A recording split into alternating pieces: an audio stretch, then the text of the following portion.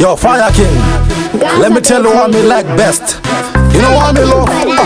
Akakarabeya, anodande ipinze ni pakati pemateya. Opa atanga kutamba nayo kadeya kadeya fire katimba itondikeya. Sapiri dazutina nesimede ndichileya. Dinoda kuka kushika kaita mweya. Dinoda kuka ratiza ndirizi anzi eya. Kufiri sabunani se chamba cha changadeya. Iyo ifeya, kamana akakano shadabura.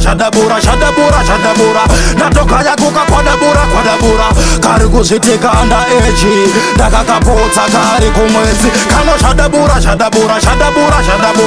Natoka ya kuka kwa dabura.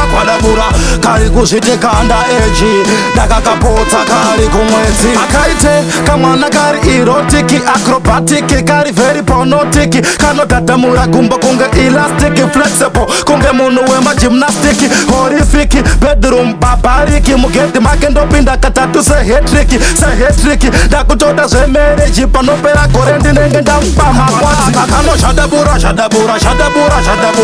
Natoka ya kuka kwa dabura. Kari kuzitika anda eji. Daka kapota kari kumwezi. Kano shadabura. Natoka ya kuka kwa dabura. Kari kuzitika anda eji.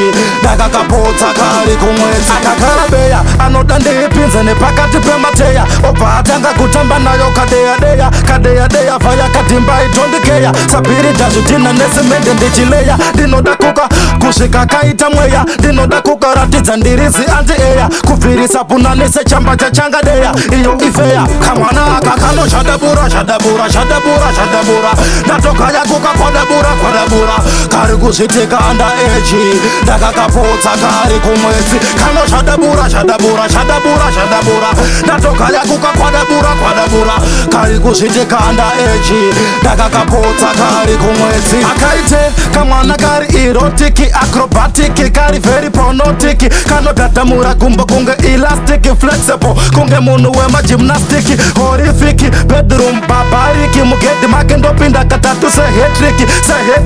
Dakutoda se mereji panopera korendi nenge ndampa makwati. Akano shadabura. Natoka ya kuka kwa dabura. Kari kuzitika anda eji. Daka kapota kari kumwezi. Kano shadabura. Natoka ya kuka kwa dabura. Kari kuzitika anda eji. Daka kapota kari kumwezi. Kano shadabura. Natoka ya kuka kwa dabura. Kari kuzitika anda eji. Daka kapota kari kumwezi. Kano shadabura. Natoka ya kuka kwa dabura. Kari kuzitika anda eji. Daka kapota kari kumwezi. Fire Studios.